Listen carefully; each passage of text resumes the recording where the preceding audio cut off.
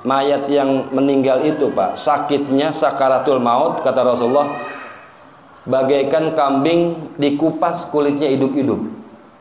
Pelan-pelan aja mikirinnya, kambing hidup dikupas kulitnya Pak.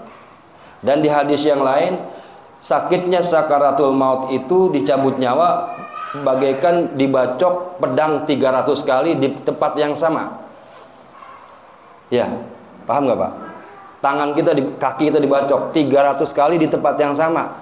Sakitnya kayak apa? Sekali bacok aja sakit, apalagi dicabut nyawa, Pak. 300 kali. Berarti saking sakit-sakitnya itu Pak.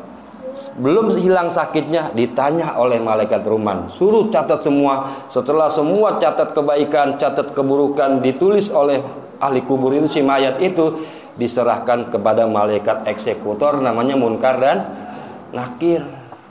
Itu makanya satu-satunya pertanyaan atau soal ujian ya Pak, yang dibocorkan ke dunia cuma satu Pak, pertanyaan kubur.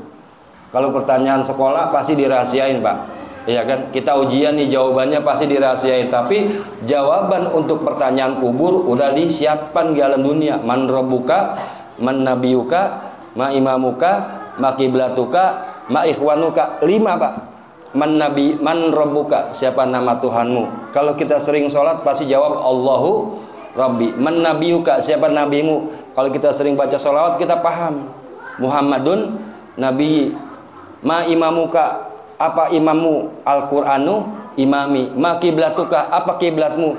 Al-Ka'batu kiblati. Man ikhwanuka, siapa saudaramu? Al-muslimu ikhwani. 5 Pak, pertanyaan kubur nggak banyak.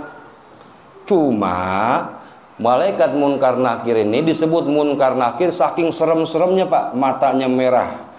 Sekali ngomong kalbar kil khotib, seperti gludug yang bular gitu Pak. Petir yang menyambar. Kukunya min hadidin, terbuat dari besi. Sekali mukul si mayat ambles 70 hasta, sama dengan 35 meter Pak. Remuk badan kita Pak. Hancur. Hidup lagi, dipukul lagi, hidup lagi, dipukul lagi. Tuh. Di dunia bisa minta tolong. Iya kan? Di sana siapa yang nolong? Cuma amal kita. Ketika kita meninggal, semua bakal meninggal. Yang nganterin 3 Pak.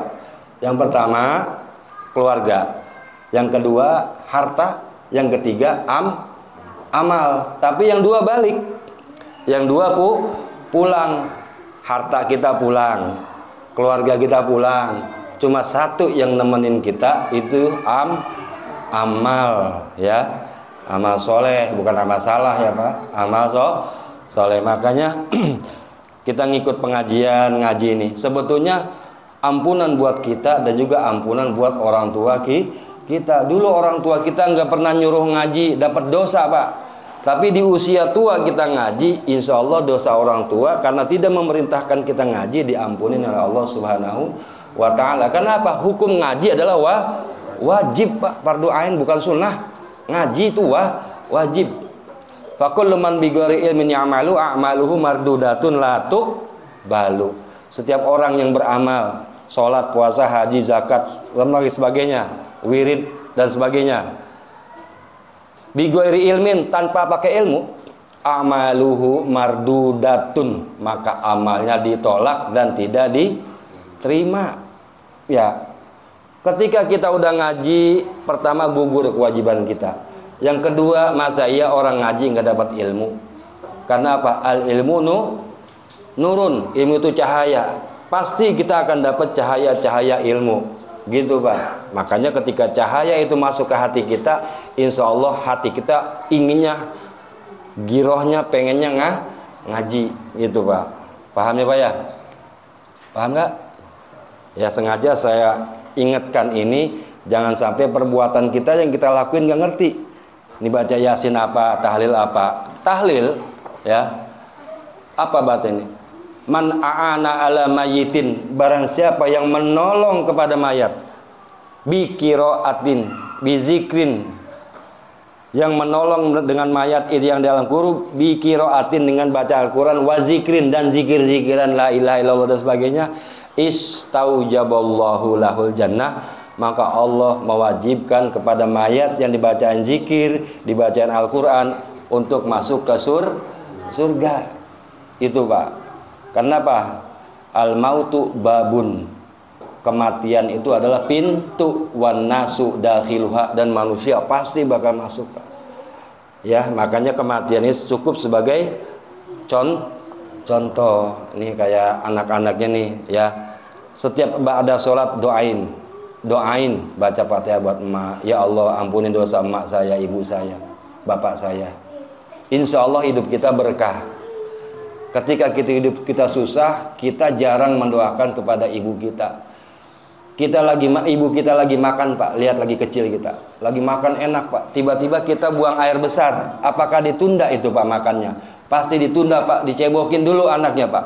Apakah dia jijik ada kotoran kita di kuku orang tua kita? Enggak. Habis dicebokin kita, dia makan lagi Pak. Enggak mikir di nasinya itu kecampur kotoran kita, enggak mikir Pak. Tapi kalau kita belum tentu Pak, iya kan? Belum tentu orang tua punya anak 5, ketika orang tua sakit itu antri kayak orang ronda. Malam ini giliran elu, besok elu, besok elu, besok elu. Padahal ibu dititipin anak 5, enggak pernah dititipin ke tetangga kita Pak. Bener gak Pak Jitoto? Iya kan? Mak kita anaknya 5, enggak pernah nitipin anak, Pak saya mau kano dulu saya titipin. Enggak. Kenapa? Kasih sayang ibu adalah bagian daripada kasih sayang yang Allah berikan kepada manusia, adanya di pihak perempuan.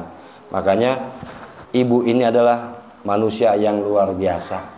Kita wajib itu mendoakan selalu ya, habis sholat selalu punya rezeki sedekah, beli ada musola atau masjid dibangun, beli semen, bismillah buat ibu. Itu yang bakal jadi sodako amal jariah yang mengalir kepada si mayat, si ahli kubur.